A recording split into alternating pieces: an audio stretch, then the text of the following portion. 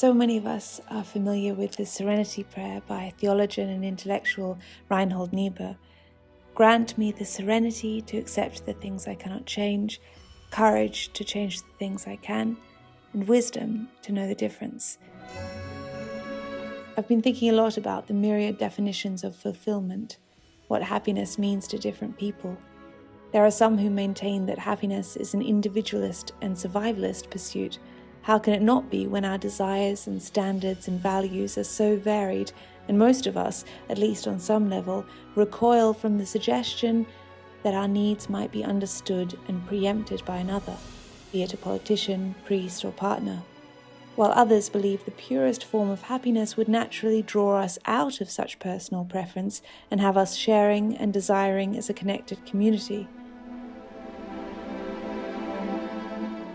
But what if we put all that aside and consider the kind of suffering that can be tempered or even resolved by the individual themselves? What are we empowered to change ourselves each day purely with the mind? There is no patent panacea for poverty, illness, or lack of love. But what can we do today, in this moment? What can we cultivate as a habit over the days of this new month, this new year, this blank canvas, that will save us years of individual suffering, which in turn will also benefit the group as a whole? The answer could be the following. What freedom and peace would we experience if we accepted that life is not inherently just? There doesn't appear to be categorical justice in nature for the animal kingdom, so why should we think that we can orchestrate such utopia for our species? I know it seems appallingly simple or depressingly submissive, doesn't it? How could learning to acquiesce to blatant wrongdoings or inequality lead to happiness, you may say? Stay with me a moment and I'll elaborate. I've been thinking about how many of us waste years of our life raging against a machine that siphons our energy the more we struggle, the more we lament our plight. The blatantly negative emotions like bitterness, vengefulness, rage, envy. It can also be the softer responses such as frustration, insecurity, disappointment. If we're not careful, any one of these emotions can color our entire identity. Think about every honest conversation you've spoken or texted or articulated in some form in the past week. How many of these would be dialogues about complaints, and how many about gratitude or plans? This is a question I monitor in my own life all the time.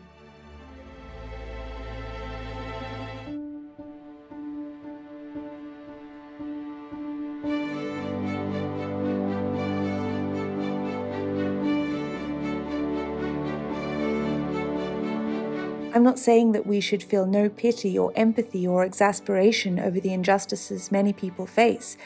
Understandably, if you are desiring something that you see so many others are just born into or acquire with great ease, this can be cause for deep sorrow or outrage or simply emotional fatigue. Most of us, even those who don't use social media, are living in a civilization constructed for comparison. We are like cyborgs moving in repeated circles and constantly refreshing and reloading in a perpetual state of contextualization, seeing ourselves only in relation to the group. And yet, we all know when you compare your life, your body, your relationships, your possessions, your achievements, your recognition, your obstacles with that of another, the only one who generally suffers in that equation is you. The emotions can feel so intense, the injustice so unequivocal, that it seems bigger than us. It deceives us into believing it must have some force outside of our mind. And yet the person we might be struggling to forgive or struggling not to envy usually feels absolutely nothing. That's life. So, what are we going to do about it? Yes, something awful might have happened to us, or something awful might have always been our challenge from day one on this planet in the body and life we were born into. But this is how the world, at least in this era, is. No two humans are born with exactly the same advantages. And yes, we all need to acknowledge injustice or disadvantage and take a moment to experience self-compassion. But what then? What is a truly worthy use of our time? Complaining to ourselves or to others about why life is harder for us in some regard doesn't seem clever or nourishing in any way. although misery loves company, so friends and family can easily encourage this tangent, but often it only fortifies the adversity. The hour you spend complaining or researching the life of someone, maybe a celebrity who appears to have it all, like a scavenger of misfortune, just looking for the holes or the lies or some justification that you have had it harder than them, is an hour you could have studied a foreign language or gone for a run outside in the fresh air, cooked a meal for a loved one, called an elderly person living alone, drawn up a plan for how to save money to take that trip you've been longing for, tidied your home to clear your messy mind, watched a documentary that inspired you and filled you with hope. I'm sure you've heard people say, everyone has a private struggle you know nothing about. I love this, and it's true in most cases. But even if it isn't, is that a reason to waste energy tearing someone down? Is that a reason to stop being kind to someone, to not give them your attention? Again, it's so focused on comparison. Look at the message it teaches us, that you can only be happy or enjoy interacting with someone if they have struggled in exact equal measure to you. This is a fool's ambition. It just simply isn't possible. And it seems to me like a warped strategy for contentment. Shouldn't contentment be personal and internal, and base-level kindness be unconditional and natural without having to body scan every person we encounter and place them on a hierarchy? So, there is something in your life that puts you at a disadvantage. It's painful, it's not fair, it's thwarted your dreams or maybe your most basic needs to survive and care for those you love. I wish it weren't that way, but it is. Injustice, perceived or actual, is so inflammatory. It takes real strength to resist the urge to shout out to the world how unhappy or disappointed we are. But you have finite energy. You have a limited amount of time before you die. They say that every day we wake up with constantly diminishing willpower and ability to make decisions. Lamenting one's misfortune is like screaming at a person on dry land while we are underwater drowning. The subject of your anger is unlikely to hear you, and the more you scream, the more oxygen and energy you lose, which are vital for your own survival.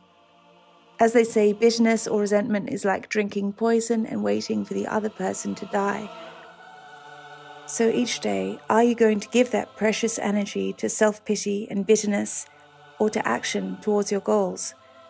I know you're probably deserving and right, and it's hard not to feel that you are owed peace and love and security by your society or your God or your family, but fixating on this will not alleviate our suffering, even though it feels so natural and easy to just go to the phone or the keyboard and tell anyone who will listen why it hurts. What if you grabbed your mind like a captain on a ship, clutching the steering wheel in a storm and wrenching it in the other direction?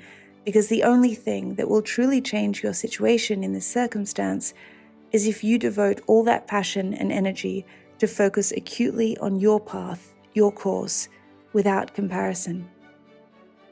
Of course, it is more kind and intelligent to avoid comparing ourselves to others, but we all do it. We are social creatures designed to look to the rest of our tribe, to procreate, to see cues of danger, to cooperate, to survive. Lately, I've felt so calm and strong in nature, and with jarring contrast, so nauseated and fragmented by most of social media. And I thought maybe someone out there is feeling similar. Ultimately, the danger of comparison with one's neighbor or social hierarchy is not a modern concept. It's been the human experience for centuries. But it is the beginning of a new year, and if I could wish one thing for you, whoever you are, whatever you're dealing with right now, it would be that all your precious energy is used wisely towards action and growth and gratitude and your path, with your eyes and heart focused on the beauty around you or the beauty you are working towards, free from the trap of looking left and right and backwards at others on a completely different path. Because if we had a way of filing a formal complaint and changing bodies and life with another, fine, there would be some reason to look around and consider our options, but we don't, so that is futile. The choice we all face is this: what will I do with the hand I have been dealt? Thank you for watching. Thank you for listening. Thank you for thinking about this life with a heightened appreciation of our potential.